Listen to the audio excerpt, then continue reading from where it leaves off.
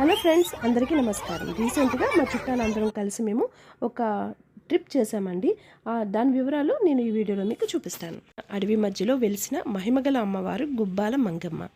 చుట్టూ ఎత్తైన కొండలు కనువిందు చేస్తూ గలగల పారే సెలయేర్లు నడుమ ఆహ్లాదాన్ని పెంచే ప్రాంతంలో కొలువైన అమ్మవారు భక్తుల పూజలు అందుకుంటుంది. దట్టమైన అటవీ ప్రాంతంలో గుబ్బలు గుబ్బలుగా ఉన్న గుహలో వెలవడంతో గుబ్బాల మంగమ్మ ప్రసిద్ధి చెందింది. బుట్టాయిగూడెం మండలం కామవరం సమీపంలో ఉన్న మంగమ్మ గుడి ఆధ్యాత్మిక కేంద్రంగానే కాకుండా పర్యాటకంగానూ అందరినీ ఆకర్షిస్తోంది. గిరిజనులు ఆరాధ్య దైవంగా పూజలు అందుకుంటున్న మంగమ్మ భక్తుల కోరికలు తీర్చే తల్లిగా పేరు పొందింది. దీంతో ప్రతి ఏడాది లక్షలాది మంది భక్తులు అమ్మవారిని భక్తి శ్రద్ధలతో పూజించి వారి మొక్కులు ఇక్కడ తీర్చుకుంటారు. మనం తీసుకెళ్లే వెహికల్స్ కొంత దూరం వరకే వస్తాయండి. తర్వాత మనం నడక మార్గంలోనే అమ్మవారిని దర్శించుకోవడానికి వెళ్ళాలి. ఇక్కడ గిరిపుత్రులే పూజారులండి. ఆదివాసీల ఆరాధ్య దైవంగా కొలుస్తున్న గుబ్బాల మంగమ్మకు గిరిజనులే పూజారులు. వారే పూజా కార్యక్రమాలు నిర్వహిస్తూ ఉంటారు. గిరిజనులు పూజలు చేసి నైవేద్యాలు సమర్పించడం ఆనవాయితీగా వస్తుంది. గుడికి ఎంట్రన్స్లో ఉండే ఈ చెట్టుని సంతాన వృక్షంగా పిలుస్తారండి. పిల్లలు పుట్టని దంపతులు అమ్మను దర్శించుకుని అనంతరం పసుపు కుంకుమ ఎర్రని వస్త్రంలో పెట్టి చెట్టు కొమ్మకు కడతారు. అలా చేస్తే అమ్మ అనుగ్రహంతో కడుపు పండుతుందని విశ్వాసం. అదే నమ్మకంతో ఇక్కడ చాలామంది ఈ చెట్టుకి ఎర్రటి వస్త్రం కడతారండి. ఇది టెంపుల్కి ఎంట్రన్స్.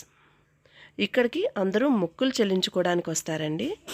వారి వారి మొక్కుల ప్రకారం వారు తీర్చుకుంటారు. కోడల్ని, మేకని, అలాగే సద్దన్నం, పరవన్నం అన్నీ కూడా ఇక్కడికి మొక్కులుగా తీసుకొచ్చి సమర్పిస్తారండి. ఇది గుడికి ఎంట్రన్స్లోని ఇక్కడ దీపాలు వెలిగించుకుంటారు. ఇక్కడి నుంచి మెట్ల ద్వారా మనం గుడి లోపలికి ఎంటర్ అవుతామండి. గుడి అంటే లోపల గుడి ఉండదండి, ఒక చిన్న కొండ గృహలా ఉంటుంది. అందులో అమ్మవారు కొలువై ఉంటారండి. లోపలికి వెళ్ళే ఎంట్రన్స్లో ఒక విగ్రహం పెట్టారండి. ఇక్కడ దీపాలు వెలిగించుకుంటున్నారు. ఇలా ఎవరు మొక్కుకున్నట్టు వాళ్ళు వారి మొక్కును చెల్లించుకోవడానికి ఇక్కడికి వస్తారండి.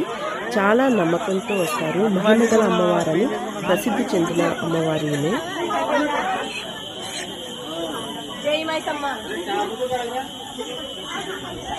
ఇలా ఎంట్రన్స్లో ఒకసారి దండం పెట్టుకొని ఇక్కడ నుంచి లోపలికి వెళ్తామండి.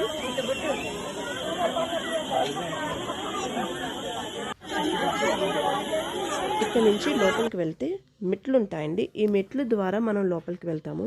మనకి కొండపైకి వెళ్ళడానికి మెట్లు ఎలా ఉంటాయో, తిరుపతి కొండ మీదకి వెళ్ళడానికి మెట్లు ఎలా ఉంటాయో ఇక్కడ కూడా అలాగే ఉంటుందండి. ఇప్పుడు మీకు కనిపిస్తుంది కదండి ఒక చిన్న గృహలాగా, అది గుబ్బాల అమ్మవారు ఉండే స్థలం అండి. ఇక్కడ చాలామంది ఉంటారండి. మనకి ఆదివారం, మంగళవారం, శుక్రవారం రోజుల్లో అయితే 2000 నుంచి 3000 వరకు జనం ఉంటారని ఇక్కడ ప్రసిద్ధి అండి. భక్తుల రద్దీ చాలా ఎక్కువ ఉంటుందండి. కరోనా తర్వాత కొంచెం తగ్గిందనే అంటారు. వర్షాకాలంలో అయితే ఇక్కడ వాగులు, వంకలు పొంగుతాయండి. అప్పుడు కొంచెం రద్దీ తక్కువగా ఉంటుంది. మేము వచ్చింది సమ్మర్లో కాబట్టి ఇక్కడ అంత రద్దీ లేదు. అయినా మేము వచ్చినప్పుడు ఒక 1000 మంది వరకు ఉన్నారండి ఇక్కడ భక్తులు.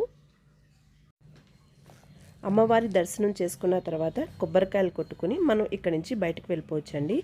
ఎవరైతే మొక్కులు ఏం మొక్కున్నారో అవన్నీ ఒకసారి అమ్మవారికి చూపించి ఇక్కడ బయటకు వెళ్ళి ఆ మొక్కులు తీర్చుతారండి. అమ్మవారిని మనం ఇక్కడ కొంచెం చూస్తే పైనుంచి వాటర్ పడుతూనే ఉంటాయండి. పైనుంచి సెలయేర్లోంచి వచ్చే వాటర్ అలా పడుతూనే ఉంటాయి. అందులోనే అమ్మవారు ఉంటారండి. నేను అమ్మవారిని చూపించడానికి చాలా ట్రై చేశానండి. మీకు కొంచెం అబ్జర్వ్ చేస్తే అమ్మవారు కనిపిస్తారండి. ఇదివరకు ఈ లోపల కూడా ఎంట్రన్స్ ఉండేదంటండి. ఇప్పుడు అలో చేయట్లేదు, అక్కడ గేట్ కింద వేసారు. ఇదివరకు అయితే మోకాళ్ళ వరకు వాటర్ వస్తాయంటండి. అమ్మవారి దగ్గరికి వెళ్ళేసరికి అక్కడ వరకు వెళ్ళి అమ్మవారిని దర్శించుకుని బయటికి రావచ్చు అంటండి. కానీ ఇప్పుడు అలా లేదు, మనకి ఇక్కడ గేట్ వేసారండి. చల్లని తల్లి దర్శనం చాలా బాగా జరిగిందండి. మేము ఇంటి దగ్గర నుంచి స్టార్ట్ అయ్యి ఇక్కడికి వచ్చేసరికి దర్శనం అన్నీ అయ్యేసరికి 8:30 అయింది ఉదయం. ఇప్పుడు ఈ లోపల మా వాళ్ళందరూ ఇక్కడ టిఫిన్లు రెడీ చేసేస్తున్నారండి.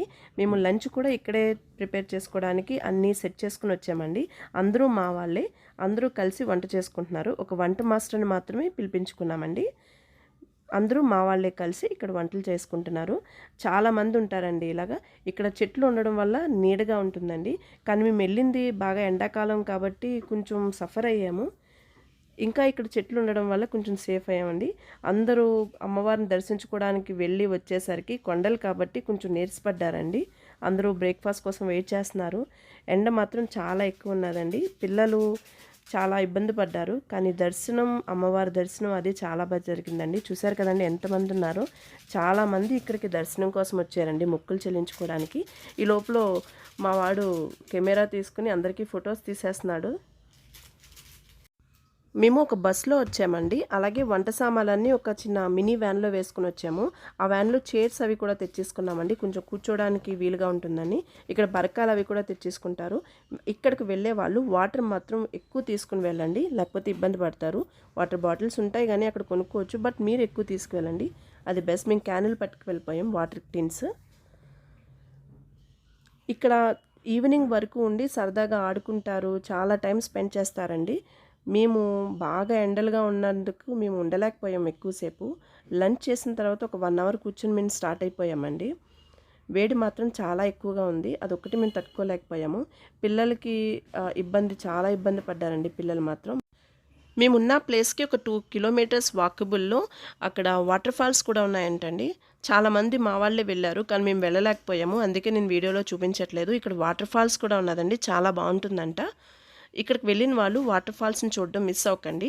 ఎండాకాలంలో అస్సలు వెళ్ళకండి, కొంచెం చల్లగా ఉన్నప్పుడు వెళ్ళడానికి ప్లాన్ చేసుకోండి. అలాగే ఇక్కడికి వర్షాకాలంలో కూడా వెళ్ళకూడదండి, ఎందుకంటే ఇక్కడ వాటర్ ఎక్కువ వచ్చేస్తాయండి. మా వాళ్ళు చూశారు కదా, మా వాళ్ళు ఏం చెప్తున్నారో ఒకసారి గెస్ చేయండి. అలాగే మా వదిన గారు కూడా చెప్పారు, కానీ వాయిస్ మిస్ అయిందండి. మా వదిన గారు ఏం చెప్పారో అర్థమైతే కమెంట్ చేయండి. ఇక్కడ రాళ్ళు పెడితే ఇల్లు కొనుక్కుంటాము, ఇల్లు కడతాము అని కూడా నమ్మకం ఉందంటండి. ఇలా రాళ్ళు కూడా పేర్చుతున్నారు. అమ్మవారి గుడి దగ్గర నుంచి బయటకు వచ్చే దారిలో ఇలా ఉంటాయండి, చాలామంది ఇవి పేరుస్తున్నారు. సో ఫ్రెండ్స్, ఇలా మేము ఫ్యామిలీతో చక్కగా అమ్మవారి దర్శనం చేసుకున్నామండి.